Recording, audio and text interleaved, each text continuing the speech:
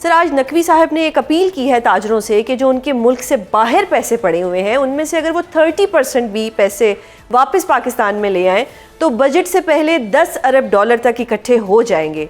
Do you think ये जो offer है या ये अपील है ये काबिल कबूल है या काबिल अमल है?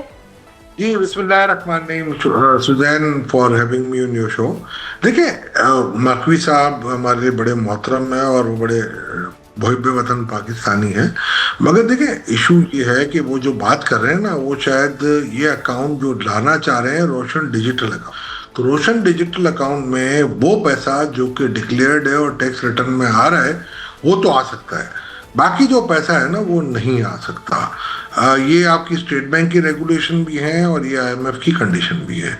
तो मीनिंग दैट कि 18 से 20 अरब डॉलर डिक्लेयर हुए थे आपके एमनेस्टी में, वो आ सकते हैं। उनमें भी काफ़ी प्रॉपर्टीज हैं जो कि नहीं आ सकती हैं, काफ़ी ऐसे लॉन्ग टर्म इंश्योरेंस प्रीमियम है या पोर्टफोलियोज हैं, म्यूचुअल फंड है, वो भी नहीं आ सकते। दूसरा ये है सुजैन के उसके बाद प्रॉफिट अक्रू हुआ होगा, ऑब्वियसली वो अवेलेबल होगा, तो बहुत तीर मार लें आप तो ये 25 से 1 बिलियन डॉलर टोटल होगा। और उसमें से अगर 10 बिलियन डॉलर लाना मेरा ख्याल है अव्वल तो नामुमकिनात है, बिकॉज के इसमें प्रॉपर्टीज काफ़ी हैं। दूसरी बात ये है सुजैन कि ये टेम्परेरी एक चीज़ होगी जो कि परमानेंटली पाकिस्तान में नहीं आएगी। रोशन डिजिटल अकाउंट का मतलब ये है कि आप पाकिस्तान ले आएँ और जब भी आपकी मर्जी हो आप वापस लेके चले जाएं। तो मीनिंग दैट कि आज दुनिया कोई पैसा संभालना नहीं चाह रही है, लोग रिस्क लेना नहीं चाह रहे, तो वो पाकिस्तान की तरफ देखें। जो पाकिस्तानी है हमारे अपने भाई हैं, मगर उनको इतनी मोहब्बत थी पाकिस्तान से तो पहले पाकिस्तान में पैसे रख लेते, तो उन्होंने पाकिस्तान से बाहर पैसे रखे। अब जब वो मुसीबत में है तो वो चाहते हैं कि पाकिस्तान पैसा वापस ले आए, और जैसे ही हालात ठीक होंगे तो ये फिर वापस लेके चले जाएंगे। तो मेरा तो कोई फायदा नहीं है, तो टेम्परेरी रिलीफ है जो पहले हॉट मनी। जिस तरह से उन्होंने अपील की है कि ये पैसे वापस ले आए, तो ये पैसे वापस लाने के लिए एमनेस्टी देना पड़ेगी। एमनेस्टी पे ऊपर जो है थोड़ा एतराज़ है IMF को, तो फिर ये किस तरह से ये अपील कर सकते हैं कि जी आप पैसे वापस ले आए?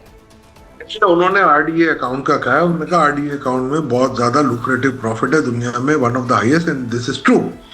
बट वही मैंने आपका ना, RDA अकाउंट में कानून के एतबार से वही पैसा आ सकता है जो डिक्लेयर्ड है, जो डिक्लेयर्ड नहीं है वो तो आ ही नहीं सकता।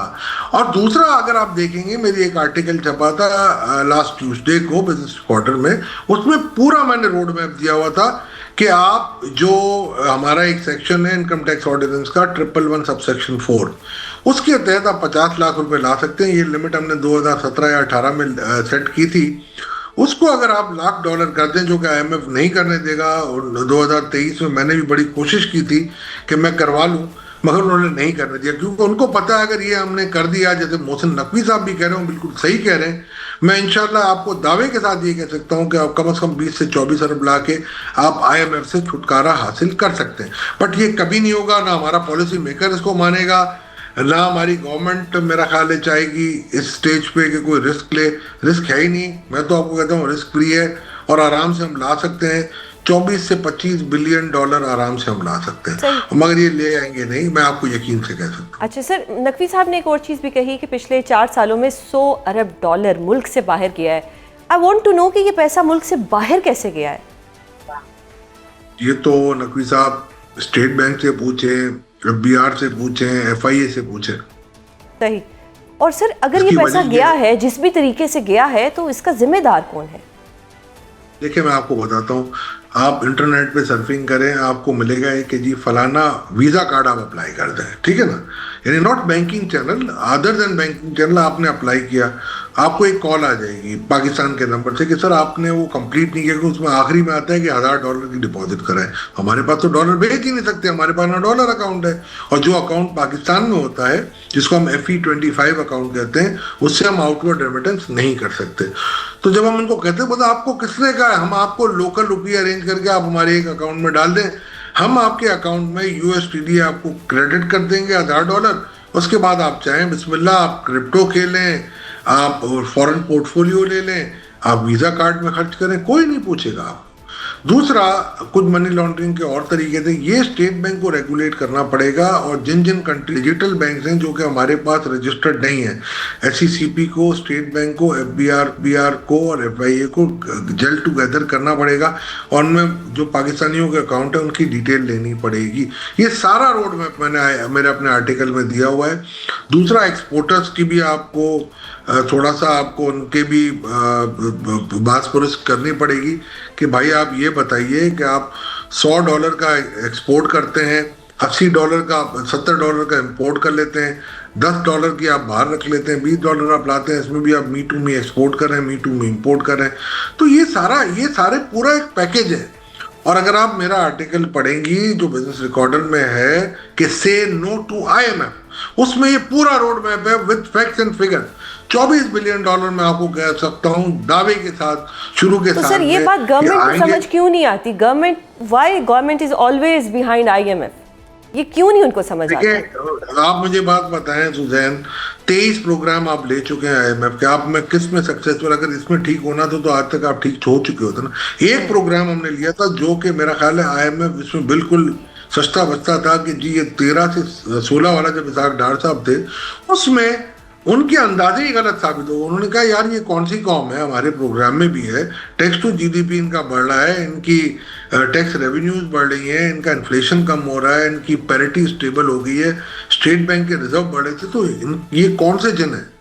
बाद में देखें उन्होंने इम्पोर्ट खुलवाई हमसे, इम्पोर्ट खोलने के बाद माशाल्लाह से आपने देखा होगा, फिर अब 900 चूहे मार के बहुत सारे लोग हैं प्रोग्राम में आके अब हमें रेसिपीज देते हैं कि जी कि ये हो जाए तो ये हो जाए, और उन्हीं के उन्हीं के अदवार में ये इम्पोर्टें खुली हैं, और उन्हीं के दौर में ये हमें IMF को दोबारा बुलाना पड़ा। ताकि क्रिस्टिना लेगार्ड ने 2016 अक्टूबर में she is on record saying at prime minister house, Nawaz Sharif साहब थे, कि जी आपको अब IMF की जरूरत नहीं है। तो आप मुझे बताएं ना, हम तो खुद लाते हैं, आप बैल मुझे मार, तो ऐसे को थोड़ी चलता है। एक रोड मैप मैं दे रहा हूँ, मैं आपको यकीन के साथ कह सकता हूँ इस रोड मैप में कोई रिस्क नहीं है। ये हमने जब किया था 23 के जब हमारा ये जो बजट आया था, उस वक्त मैं भी मिनिस्टर ऑफ स्टेट था, हम लेके आए थे कि $1 लाख तक की रेमिटेंस अलाउ कर देंगे हम।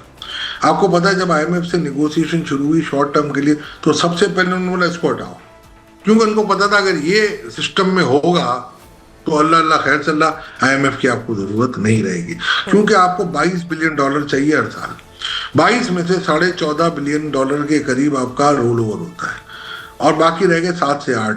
अभी इस वक्त इस मद में $4 बिलियन आ रहा है, और मैं जो पैकेज दे रहा हूँ उसमें मिनिमम $16 बिलियन आएगा, मीनिंग दैट 12 बिलियन एडिशनल आएगा। आपको 8 बिलियन जो ज़रूरत इनके लिए मिन्नते तरले करते हैं, आप इनकी जो माफिया मांगते हैं, आप जो मैं कहूँ कम है आप करते हैं इनके लिए, और ये अगर आ गया तो आप सेल्फ सफिशिएंट हो जाएंगे, आपको जरूरत नहीं। आप देखें मनमोहन सिंह, आंजानी मनमोहन सिंह को देखें, 1992 में उनको ये ऑप्शन था to go to IMF and to meet their condition, और not to go to IMF and pray to the nation कि यार तुम ये काम करो। उन्होंने वो दूसरा वाला पाथ चूज किया, हत्ता कि ये तो वो मनमोहन सिंह है जो कि IMF में खुद रहे।